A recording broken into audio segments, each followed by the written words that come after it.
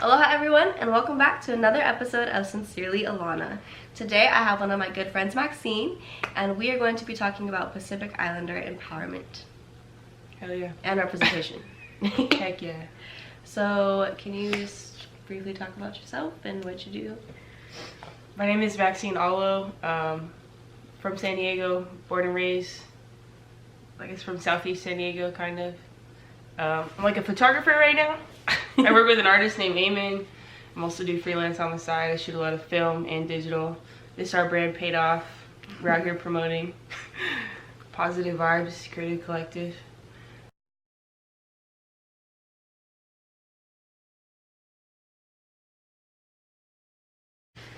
This is Jax. Jax is camera shy now. Say hello. Papa, look. Look. Hi. He's like, I'm so done with you guys. I'm Hawaiian. Hawaiian blood, baby. It's real. It's real. Allo. There you go. Awesome. So I wanted to have Maxine on the show because we were at Alex's birthday party actually, and we just had a great conversation about empowerment and representation and good vibes, and we were just hyping each other up. It was great. So being Pacific Islander, what does that mean to you? It's everything. I mean, so proud to be Hawaiian. Like, it's crazy because I feel like society really plays us down, and I've had so many people like saying, how can you be Hawaiian when it's a state? Like, so much disrespect. Yeah. I just feel like from everything, and when you throw pineapple on a pizza, it's Hawaiian pizza. Like, that's insane. it's just crazy. And like, what is that? Like Party City, you can go there and get like a hula dancer outfit, and it's crazy how not serious it's taken. And like, I can't say how many times I've had to like convince someone that I'm who I am, and hate it. So I mean, it means everything. Like, I'm so proud every time I go to like PIFA or to like hula practice, or see my nieces and see my sisters and like see our name anywhere. It like feels so good. And like, there's this softball player, she's Division I, she goes to Oklahoma, her name is Jocelyn Allo. Dude, she is like killing it. Yeah, she is literally, she like her freshman year, she was killing it. And like, it just feels so good to have someone bring, like, yeah, there's not just white girls that play. Yeah. There's Hawaiian girls that'll come and smash the ball, and you're like, sick. That's yeah, my girl. yeah, and it's tight. It's cool. Yeah, makes me feel good. I know what you said about Party City, and like, just the whole cultural appropriation, and like how everybody assumes that if you're Pacific Islander, you're Hawaiian. Yeah. Like in our case, like we just happen to be Hawaiian, but like knowing other cultures and knowing the other Pacific Islander like ethnicities, nationalities, it's like, no, like there's so much more to being Pacific Islander, and you're not even getting Hawaiian right. So yeah. And one of the other things that I kind of wanted to bring up was, you know, being Islander and not living on the islands. Dude, it's like, I feel weird too, because my dad's the Hawaiian one, and I didn't, like, I grew up, he's in my life, but I didn't really like grow up in like super heavy Hawaiian culture. Like, I learned everything through my tutu, and then through my sister Mo, who's like pretty heavy in San Diego Hawaiian culture, which is awesome. I literally learned everything through her since my tutu passed away. But like, I just had like such an identity issue growing up. Like, I didn't even know, I had no idea that I was Hawaiian. I just thought it's who I was. And like, not until high school when my sister, like, I knew hula, and at every family party there was dance. My sister danced, I watched her every year. I knew what it was, but I was never involved because I always lived with my mom.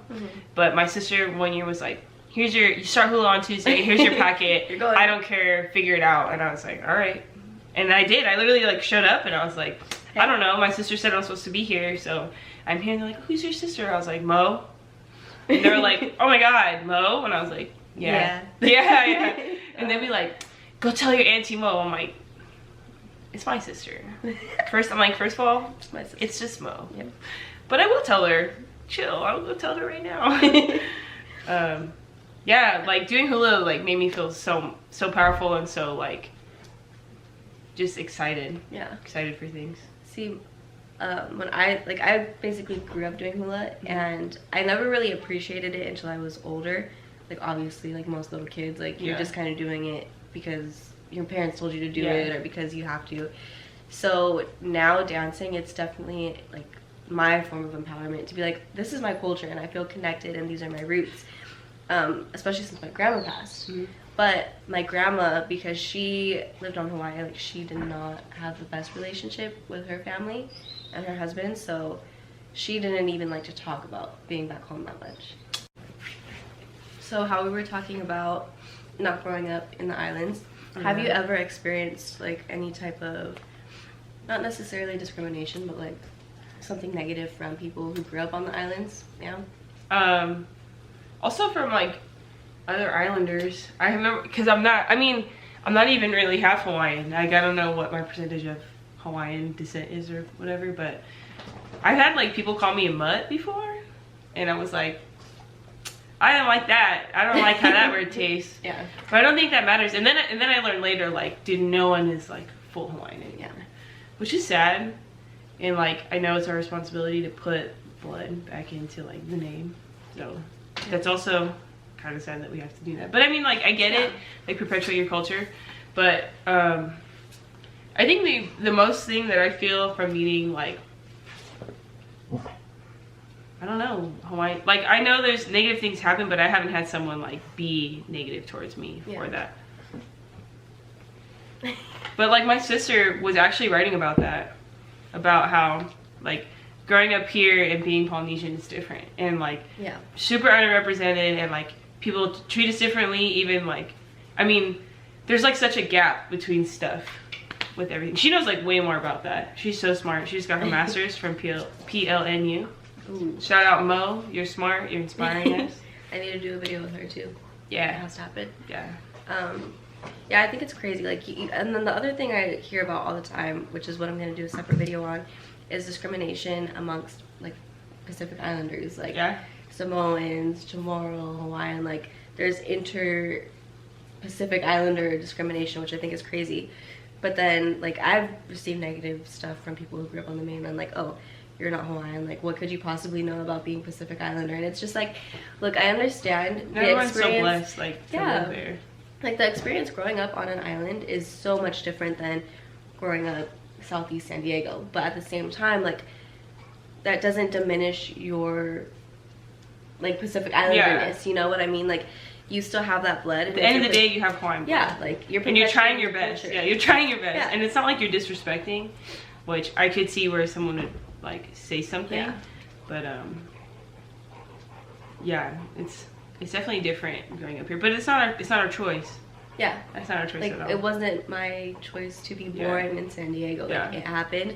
But the fact that, you know, we do have the resources out there to still connect us to our culture, and like all those dance studios who are around, like all the halaus, it really does, at least for me, that's my biggest source of empowerment, comes from learning the culture through dance.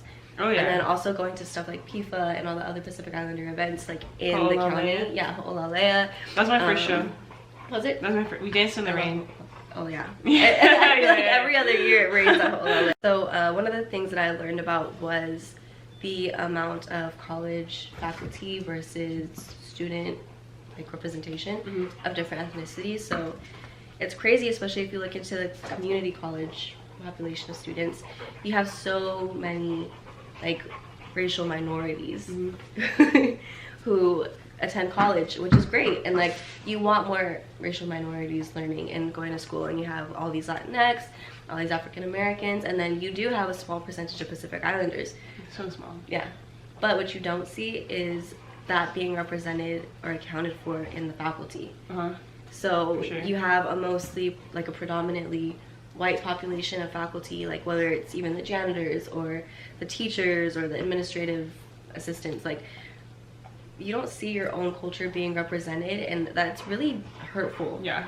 Because then you don't have somebody to look up to and be like, oh hey, like yeah, I can do that, and oh, like I know it is possible for me, instead of like, oh, how come I don't see anybody that looks like me in these positions of power? Like even if it's not at school, like, school is one thing, like it pushes you to finish school, but then also just in the world itself, like you don't see, you know, like all these lawyers who, shout out Lily Glenister, because she, like, do you know Lily? No, but she's gonna be one of the only Samoan like lawyers, like politicians, I'm pretty sure. Like she can go all the way. It's awesome. Yeah, but she's working towards that, and it's like you need people like Lily and like you who are literally paving the way for Pacific Islanders to have those positions, for all these little Pacific Islander girls and boys to be like.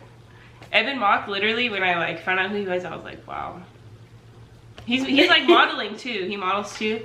And I had said like, dude, one day I want to shoot for Vogue and I want to shoot Hawaiian model because like they deserve to be up in the front. And then literally like Evan Mock was at the Met Gala. Like I'm like, this Hawaiian boy, like straight from the island. I'm like, he looks Hawaiian, like he just looks like himself. He's like doing like high fashion, he's doing streetwear, and like it just makes me so happy. And I'm like, I hope people ask him. Like they know he's from Hawaii, but I hope people ask him. Like, and he looks Hawaiian, and that's what I like about it. And I'm like, we're so different and so like so beautiful. And like I feel like when I shoot, like I like to shoot people who look different. And like a lot of right now I shoot a lot of people from who I went to high school with, or like just want to work with me, and they're all so different, and I love it. And it makes me so happy just to showcase people for like who they are and what they look like for that. Because I'm like, I can't even tell you the people that have inspired me, like, and other like female photographers that I have like found and have been inspired by. It's really different being photographed by a woman versus a male. And like I didn't know until I found them, and I was like, wow, I can do this.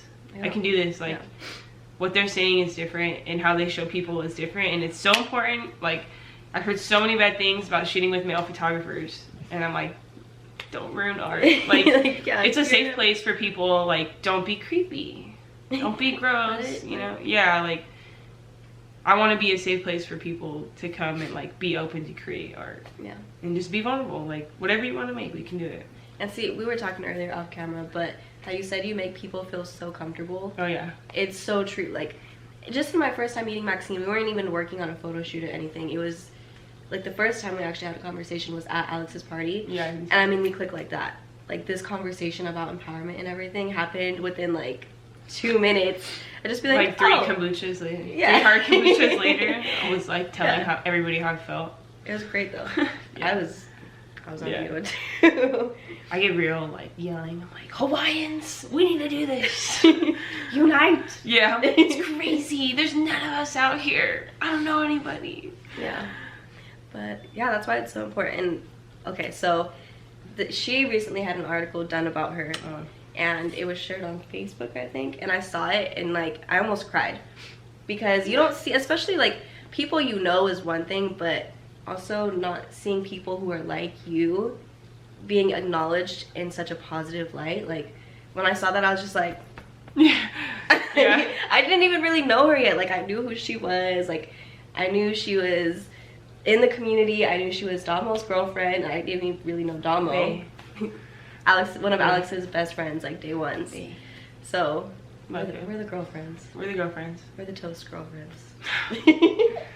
But so when I saw that article, I was just like, that's cool. SC Voyager. I got so I work with the artist named Eamon. He got an interview with them and then referred me over, and I got one, and it was just really cool to have like a platform to talk, to be able to like tell people. And like I love San Diego. Moved away for a year. Really made me appreciate San Diego.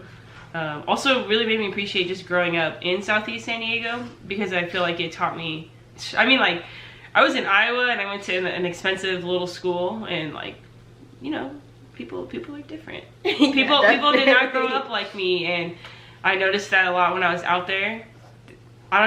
There was like 2 other Hawaiian girls on the team that were from the island, and that was even kind of weird, like being with girls from the island, and I'm from like San Diego.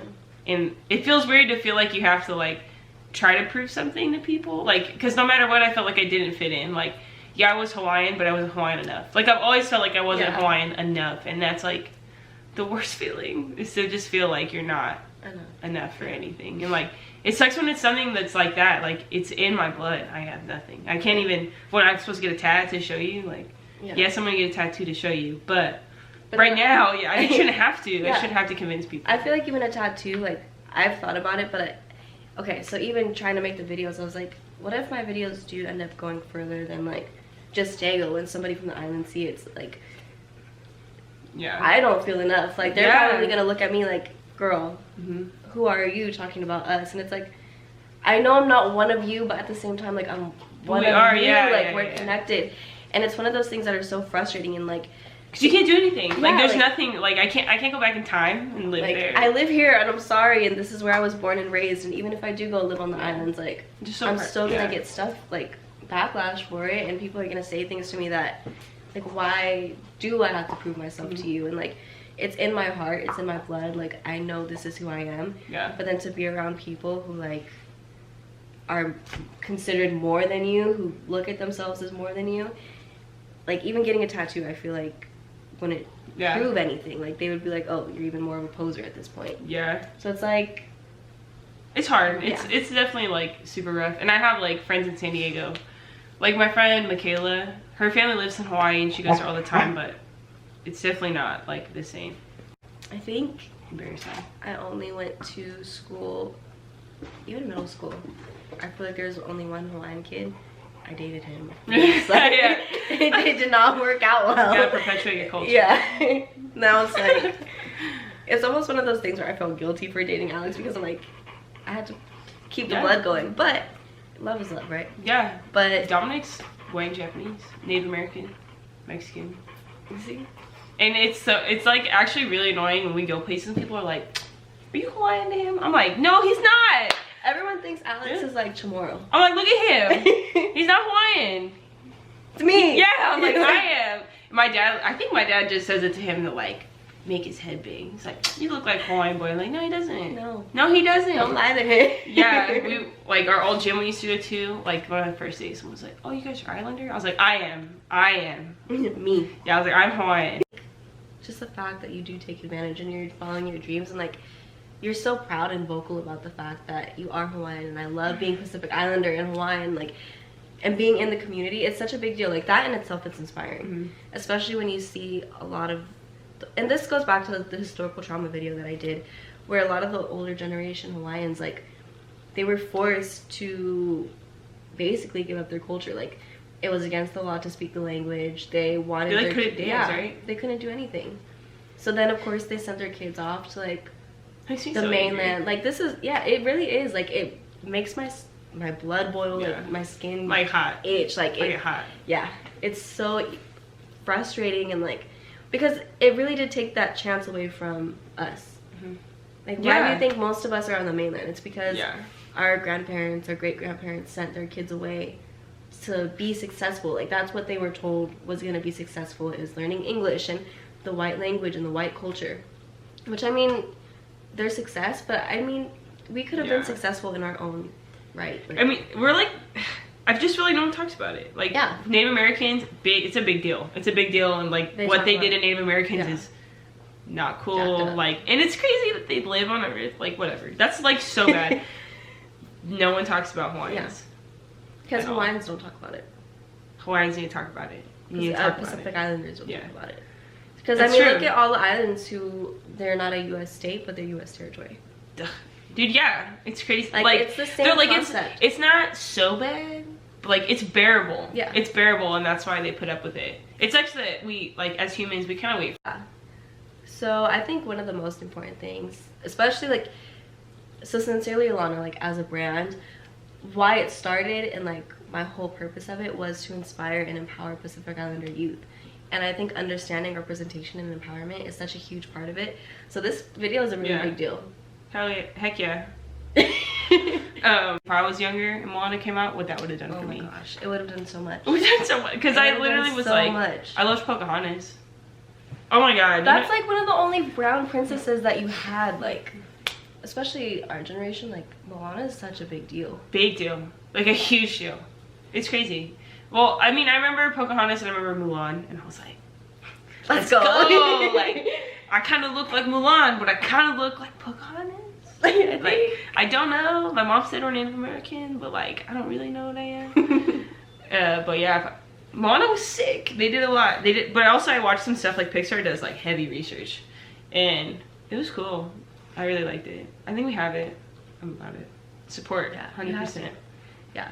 I love her. I really love Ali because she's like doing a bunch of stuff now, and I'm like, what other Hawaiian actress do you know? As Pacific Islanders, if you could have a platform, like, take advantage of it. I love that she does too, and she's young.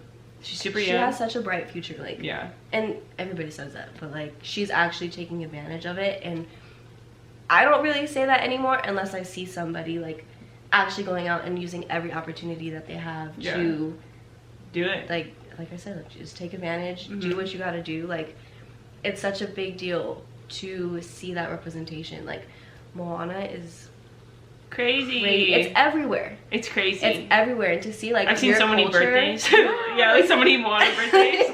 I see all these little kids dressed up in Moana costumes. Moana. Like, I love to see that because it's like that I know they did a good job, and everybody, like, who I know who was in the Pacific Islander community, like, we were scared. It was scary. Because it's like, they messed it up. Especially, like, something that, I feel like this is a common thing amongst all Pacific Islanders, is that you have such pride. Like, you just have such a rich history and culture, and, like, to know that such a big brand is going, like, Disney is like Disney's it's huge. an empire. Disney, and, like, before that, it was just Lilo and Stitch. Yeah. And, like, which I really... I loved it. I love how they made Lilo like a strong little girl, and like they showed that they came from, like, it was her and her sister, which I feel like was pretty new for Disney to do at the time, because it's like not a common thing. That's not something happy to talk about, but they did it anyways. And I love that they chose her. I remember being little and people called me Lilo, and I was like, people always call me Lilo. Yeah, I was like, okay. I was like, that's, I mean, love her, but I understand it now. Like, that's the only thing that they really knew that was Hawaiian. Which is fine. Like, at the time, I was kind of like, okay, yeah, Lilo, okay, cool. Yeah, I was like this little girl, like, like, come on. I would literally always be like this. Like, and they did a good job with Lilo and Stitch too. Like, love it. The Mark Kali'i I can't even say it anymore, Uncle Mark, because I only call him Uncle Mark. That's actually my Kumu's Kumu. Really? Yeah, so I love him. Like, he's so amazing. Every time I see him, I'm just like, hey, Uncle Mark. Like, that's why I can't say his last name, because I only say Uncle Mark. Yeah, like, dude, for sure. So Disney did their research with Lilo and Stitch, but I think it's so different from Moana because, I mean, it's aliens. It's aliens, yeah. It was like, the point of that film was not to represent Hawaiians. It was just to tell a story. Which was an interesting story. They did a good job. Yeah. They did a good job. But it wasn't Moana. No, Moana was like... Moana was... breakthrough, educational. Such a different level. And like, and now I was... It taught me things. I was like, sick, I never knew that. Oh, okay. Yeah. Like, how we were saying, like, Disney's such a big empire. To see something so big, like, try to represent your culture that you're so proud of, it's one of those things that are like, so good. If they mess up, like, that's how the rest of the world is gonna see your culture. So, like, it has to be correct. And that's why I feel like so many of us were like, wow. Yeah. Scared. It was scary. But then when it happened, like, they really did do such a great job. Like, they did their research and everything. And so to see, like, the right thing being put out there and people love it, It wasn't about, like, it wasn't about her falling in love with somebody. It was about her finding her empowerment and, like, doing it for her people. Yeah. And that was crazy. Yeah. And I love how Disney's, like, stepping up on that. Yeah. Yes. Because I remember all the movies we watched, it's just princesses that are weak women that, like, needed saving. Yeah, and they were, their waist was this big. And the man that they had looked the same, whatever. The exact same. Like, what's the difference between Prince Philip and... Prince Eric? Prince Eric. Nothing. Cinderella's prince. What even is his name? I don't know. They all look the same. Yeah. I love that. I love that. Yeah. Moana was sick. I really liked Coco too. That's besides the point. Oh, I thought they did really good on that. Yeah, Coco was great. Sick. Shout out Pixar. Stuff to really hit the fan before we take that step. Like, we're okay with being uncomfortable, but we won't until it's so unbearable. Then you make the step. Like, okay, I have to change something about it. Like, no, speak up. Yeah, you gotta speak up immediately. Yeah. And I just feel like from a young age, I've always been so, like, you're not gonna tell me what to do. You're not gonna tell me what to do. You're not gonna tell me who I am. So it was hilarious. Okay, so we went to medieval times for my brother's friend's birthday, whatever. And so it was me and all my siblings, and my mom was there. And I mean, we were just screaming, like, like being a part of the show, whatever. But my mom looked at me and she was like, all my girls got mouths, like, even in just normal conversation or whatever, like, you guys speak up. And I'm just like, good, like, that's how it should be. Like, Hawaii, dude, Hawaiian, I told someone about that too, like, I think I wrote about it in high school, like, people expect Hawaiians and Hawaiian women to cater to you. Yeah. I'm not. I mean, women in general. Yeah, women in general. Women in general, like, we're just supposed to be... nurture and care. Yeah. Which, you know, I will, but I'm a strong woman. I do what I want. Figure it out. Tell me anything.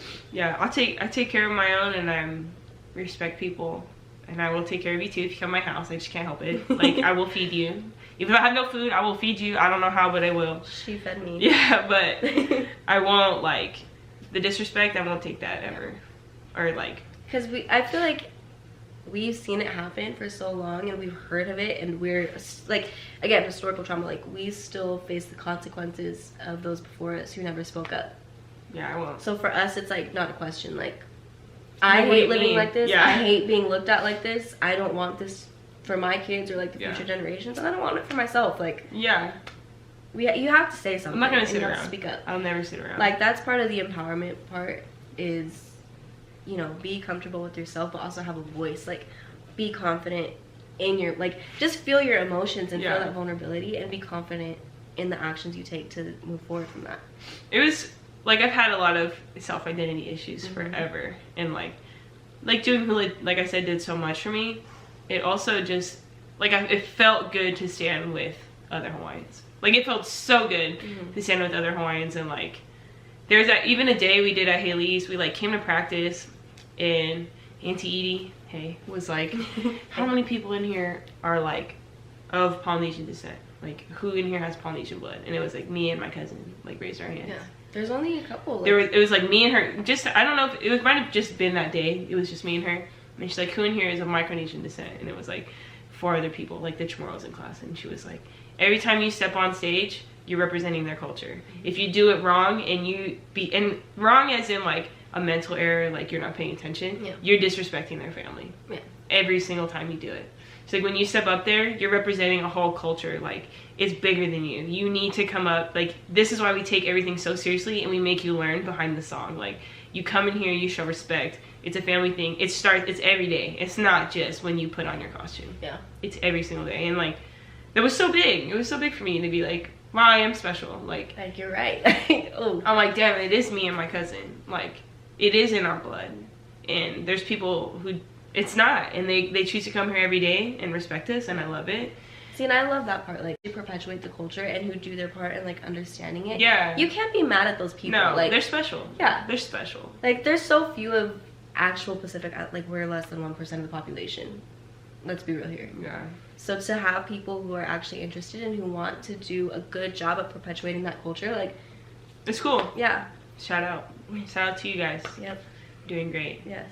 And I love Kaleo too, because I like all the halaus in San Diego. I don't know about other halaus, but like in San Diego, I know it's just welcoming to everybody. Like, you don't have to be of Pacific Islander descent. Just as long as you're respectful of it, like, it's amazing. And the one thing that we always emphasize at Kaleo is the mana. Like, mana means energy for my people who don't know out there. But like, just feeding off each other's mana, and like, it's big. Yeah, it's a huge deal. Big. Even in practices, like today we have an all-day practice that's gonna be, you know, like, in the moment, and when you're doing it, it's exhausting. But when you go full out, and we always say full force, like when we're about to do our last run through and we're like, this is it, this is what we're gonna put on stage, like, do it how you would want to perform it. Just that in itself is like, I feel so fierce. Yeah, like, it feels so good. Feed off each other's mana, and it's fun. Like, it's at so that point, you just let, like, all the training, you don't let it go, but like, it's so ingrained into your like muscle memory. Like, you just dance, and it's so fun. I miss dancing, dude. I miss dancing so much. Come with me. Dude, I know. I don't have like any. It sucks I don't have time or like money for it, but it's like every time I go, dude, like, and I watch my nieces, I get like lost. I feel so good, and I know Dominic can feel it too when he's there too. I'm always like, oh, that's why Alex was so against dancing, and now he's dancing and he gets it. Yeah, once you do it, it's like you can't find that feeling anywhere else. Yeah, it's kind of like, I mean, like, I played softball, and like you feel it. Like, there's time you just black out, you don't even know what you're doing. And you're like, yeah, we did it. Like, you get so pumped. You're like, I made that play. I turned to, like, that was so sick. Me and my teammates, whatever. Like, dancing, another level. Yeah, like a whole other level. Like, I can't even, like, that's why I can't explain how I feel about my Hula sisters. I'm like, I don't know, dude. It's just, there's no words for it. Like, I would die for them. I would die for them, hands down. I would die for them. I'd fight for them. I would cry. Like, yeah, we have cried. We've done everything. Literally have been like sweating so much. Sweating hair, and crying at the same literally time. Sweating. Like, hair's all over the floor. You're like drenched, and you're like so tired and you're like, I gotta keep pushing or we're gonna have to do another one. She's gonna make us do push-ups, keep going. Like, God, she's gonna make us hold the stick. She's gonna make us do a lap around the building. Yeah, like, I can't. Dude, literally, like, get to practice, do a lap. I'm like, yeah. Okay. Oh, in my slippers. I'm just go barefoot at this point. Yeah, no. You want me to run in my slippers? Yeah. So that's our video on Pacific Islander representation and empowerment. And I think the key takeaways from it is just be proud of who you are. Yeah. That's the empowerment part. Like, you have to own who you are and feel comfortable in your own skin. And the representation part, it's important for you as Pacific Islanders and like those who perpetuate Pacific Islander culture to show that you are proud in yourself and being Pacific Islander, because you never know it, but there are so many people who need it. Like, they need to see it and they're watching you. Even if you don't know them, like, there are people who see it and it really doesn't empower them. So it's a cycle. Oh yeah. If you feel empowered, then you become the representation for somebody else and they feel empowered. Like, and you know, sometimes it's a negative circle, but you can change it. Yeah, you can change it. It's a positive cycle. Like, empower others, be proud of who you are, represent the culture, and make sure to take advantage of all the platforms that you have to share who you are. Another piece of advice, this is what always keeps me going, is like, the best way to show other people how to do something is for you to do it first. Like, I'm inspired by artists who do their thing first, and it's scary, but I mean, it's scary too, like doing photography, like thinking about stuff. I can never find it on the internet. Like, I try to make references and there's nothing like you. There's nothing like you. Yeah. You're different. You have to own that, for real. Be fierce. Be fierce. Be confident. Be bold. Be empowering. Be empowered. Yes. I love it. Yeah. I agree with that. So, thank you so much for taking the time and for welcoming me in. Yeah. Last minute. Well, not last minute. This is my couch.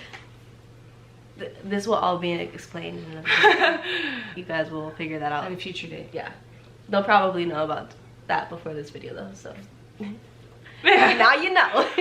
Okay, so yeah, thank you guys so much for watching. Be sure to follow Max. I am going to do a blog post all about her, featuring her article, where you can contact her Instagram, a lot of her pictures. So be sure to go to sincerelyalana.org to the blog section. Yeah, I got a domain. That's right.